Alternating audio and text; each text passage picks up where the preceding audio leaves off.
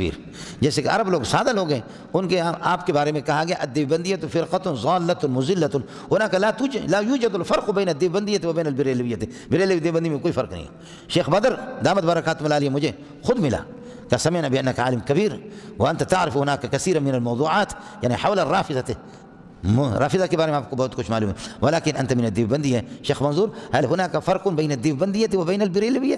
دیوبندی اور بریلوی میں فرق ہے؟ میں نے کہا ليس هناك فرق واحد بل هناك فروق كثيرة۔ تو ایک فرق کی بات کرتا ہے، فروق کثیرہ۔ پھر میں نے شاہ صاحب کی بخاری کی شرح اس کو بتا دی، فیض الباری اور اس کے حواشی بتائے، مولانا زکریا رحمۃ اللہ علیہ۔ امام ابو حنیفہ رحمۃ اللہ علیہ کے بارے میں، امام ابو حنیفہ کو امام مالک نے دیکھا نہیں تھا۔ امام مالک کہتے تھے امام ابو حنیفہ کے بارے میں قاتلہ اللہ ما اجرہ علی الدین، خدا ابو حنیفہ کو تباہ کرے، کتنا جری ہے دین کے خلاف۔ امام مالک رحمۃ اللہ علیہ امام ابو حنیفہ کے بارے میں کہتا ہے قاتلہ اللہ، خدا تباہ کرے ابو حنیفہ کو، ما اجرہ علی الدین، کتنا جری ہے، یہ ہر مسئلے میں اپنی رائے چلاتا ہے، اپنی عقل چلاتا ہے، قرآن و سنت کو تھس نس کر کے قرآن و سنت کو پامال کرتا ہے۔ بس ظاہر ہے کہ جب کسی کے امام ابو حنیفہ کی تصویر لوگوں نے اسی طرح پیش کی تھی، منفی تصویر، جیسے کہ عرب لوگ سادہ لوگ ہیں، ان کے آپ کے بارے میں کہا گیا الدیوبندیۃ فرقۃ ضالۃ مضلۃ ہناک لا یوجد الفرق بین الدیوبندیۃ و بین البریلویۃ، بریلوی دیوبندی میں کوئی فرق نہیں ہے۔ شیخ بدر دامت برکاتہ اللہ علیہ مجھے خود ملا کہ سمعنا بأنك عالم كبير وأنت تعرف هناك كثيرا من الموضوعات يعني حول الرافضة، رافضہ کے بارے میں آپ کو بہت کچھ معلوم ہے، ولكن أنت من الدیوبندیہ۔ شیخ منظور هل هناك فرق بين الدیوبندیۃ وبين البریلویۃ، دیوبندی اور بریلوی میں فرق ہے؟ میں نے کہا ليس هناك فرق واحد بل هناك فروق كثيرة۔ تو ایک فرق کی بات کرتا ہے، فروق کثیرہ۔ پھر میں نے شاہ صاحب کی بخاری کی شرح اس کو بتا دی، فیض الباری اور اس کے حواشی بتائے، مولانا زکریا رحمۃ اللہ علیہ کے پھر یہ بتا دیا، لامع الدراری، الکنز المتواری، الابواب والتراجم، اوجز المسالک، بذل المجہود، بڑی بڑی 20-20 30-30 جلدوں کی کتاب۔ میں نے کہا یہ دیوبندی بڑے بڑے محدثین گزرے، ان کو دیکھ لو۔ کہنے لگے کہ میں نے کہا یہی دیوبندی ہے، دیوبندی کوئی مذہب نہیں ہے، کوئی مذہب نہیں ہے، سمجھے؟ ہم کہیں کہ دیوبندی مذہب ہے تو باقی سارے شافعی، مالکی، حنبلی، حنفی، سعودی، دبئی، قطر، مسقط، لیبیا، عروب، مصر، یہ سارے کے سارے بے ایمان ہیں کیا؟ اصل اہل سنت والجماعت ہے، لیکن ہمارے اکابرین اس جگہ سے ان کا تعلق ہے، ہم نے ان کے ذریعے سے ان کے شاگردوں سے پڑھا، تو دیوبندی اپنے آپ کو کہہ رہے دیوبندی کوئی مذہب نہیں ہے، مذہب تو یہ ہے کہ بس آپ اہل سنت والجماعت بن جاؤ۔ خیر اس کا مسئلہ، تو امام ابو حنیفہ کا دماغ اس طرح بھر دیا گیا تھا، اس کا امام مالک کا، کہ ابو حنیفہ اس قسم کا غلط آدمی ہے، قرآن و سنت کی کوئی حیثیت اس کے پاس نہیں ہے۔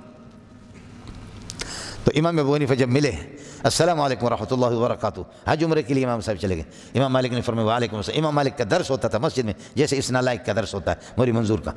حضرت امام مالک چونکہ مدنی ہے، ان کا درس ہوتا تھا، تو درس سے فارغ ہو گیا، امام ابو حنیفہ درس میں بیٹھا بھی، امام ابو حنیفہ اس کو پتہ نہیں ہے کہ ابو حنیفہ ہے۔ السلام علیکم، وعلیکم السلام، من این انت، کہاں سے آپ تشریف لائے؟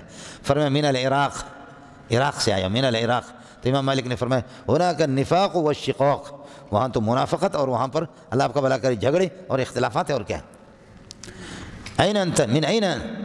فرمایا من العراق، هناك النفاق والشقاق، وہاں منافقتیں ہیں، وہاں مخالفتیں ہیں۔ تو امام ابو حنیفہ نے فرمایا ومن اہل المدینہ مردوا علی النفاق، چونکہ یہ تو مدینہ تھے، مدنی تھے، ومن اہل المدینہ قوم مردوا علی النفاق اصروا وثبتوا وداموا علی النفاق، جمے ہوئے منافقت پر۔ مدینہ والوں کی منافقت تو عراق سے بھی زیادہ خطرناک ہے۔ امام مالک حیران ہو گیا کہ برجستہ فوراً اس طرح مجھے جواب دینے والا یہ کوئی بندہ ہو سکتا ہے، سمجھے؟ فرمایا کہ الست بابی حنیفہ، کہیں آپ ابو حنیفہ تو نہیں ہے، الست بابی حنیفہ؟ امام صاحب نے فرمایا بلا، میں وہی بلا ہوں۔ سمجھ رہی ہے کہ نہیں؟ فرمایا کہ بلا، میں وہی بلا ہوں۔ بلا چونکہ کلام منفی کو مثبت بنانے کے لیے تھا، جی ہاں میں ہوں۔ پھر امام صاحب پر جو اعتراضات تھے امام صاحب نے جواب دیا۔ پھر امام مالک کا ایسا ذہن صاف ہو گیا، کہنے لگے جب تک آپ مدینے میں ہیں، آپ کو اللہ کا واسطہ ہے، مسجد نبوی میں نمازیں پڑھو، عبادت کرو، لیکن آپ کے صبح شام کا کھانا میرے گھر پہ۔ سمجھ رہی ہے کہ نہیں؟ بڑے لوگ تھے مول صاحب، بڑے لوگ تھے، ایک دوسرے کو اللہ والے لوگ تھے، سمجھ رہی ہے کہ نہیں؟ جی امام جعفر بھی، امام باقر، یہ بھی امام ابو حنیفہ رحمۃ اللہ علیہ کے، یہ بھی امام صاحب کے خلاف تھے، سمجھے؟ امام صاحب سے جب ملاقات ہوگی تو امام صاحب رحمۃ اللہ علیہ سے پوچھا، امام صاحب سے جب ملاقات ہوگی تو امام صاحب سے کہا کہ سنا ہے کہ آپ ہمارے نانا کی حدیث کے مخالف ہو، آپ ہمارے نانا کی مخالفت کرتے ہیں، محمد رسول اللہ صلی اللہ علیہ وسلم کی مخالف۔ فرمایا کہ اپنی قیاس کو چلاتے، اپنی عقل کو چلاتے۔ امام صاحب نے فرمایا کہ اگر میری عقل چلتی تو عورت کو 2 حصہ ملنا چاہیے تھا، وہ کمزور ہے، اور مرد کو 1 حصہ ملنا چاہیے، جبکہ قرآن نے بھی کہا، نبی نے بھی کہا للذکر مثل حظ الانثیین، اس لیے میں اپنے قیاس کو نہیں چلاتا۔ ایک دوسرا، اگر میری عقل کی بات ہوتی میری عقل کی بات ہو تو پیشاب پاخانے میں غسل واجب ہونا چاہیے اور منی نکلے میں صرف وضو واجب ہونا چاہیے. سمجھ رہی ہے کہ نہیں؟ پیشاب پاخانے میں غسل واجب ہونا چاہیے پیشاب میں، اور منی میں کیا ہے؟ منی میں اللہ کا بھلا کریے کہ کیا ہے، اس میں صرف وضو ہونا چاہیے، غسل نہیں ہونا چاہیے پیشاب پاخانے. فرمایا وہ کیوں؟ فرمایا کہ اس لیے کہ پیشاب تو بالاتفاق ناپاک ہے، خروج نجاست بالاتفاق، لہذا یہ یوجب الغسل، یہ موجب غسل ہونا چاہیے. اور منی تو شافعی کے یہاں، احمد کے یہاں پاک ہے. اس میں پھر بھی اختلاف ہے، بعض لوگ اس کو تو وہاں خروج نجاست قطعیہ اتفاقیہ نہیں ہے کہ بالاتفاق نجاست ہو، کچھ لوگوں کے ہاں تو اس کی منی کی نجاست پیشاب سے پھر بھی کم ہے. تو اس میں پھر یہ ہے کہ منی کی نجاست کم ہے، اس میں حدث اصغر لازم ہونا چاہیے، وہ موجب ہو حدث اصغر کے لیے، اور پیشاب بالاتفاق ناپاک ہے، یہ موجب ہو حدث اصغر کے لیے. میں آپ کے نانا کو سلام پیش کرتا ہوں، اس لیے میں نے اپنے قیاس نہیں چلائے. تو کھڑے ہو گئے امام ابو حنیفہ کے پیشانی کا بوسہ لیا. سمجھ رہی ہے کہ فرمایا لوگوں نے ہمیں غلط گائیڈ کیا ہے، لوگوں نے ہمیں بعض غلط فہمیاں ہوتی، جیسے کہ یہ آپ کا اللہ آپ کا بھلا کریے کہ محمد بن اسحاق ہے، اس کو دجال اور کذاب امام مالک نے کہا.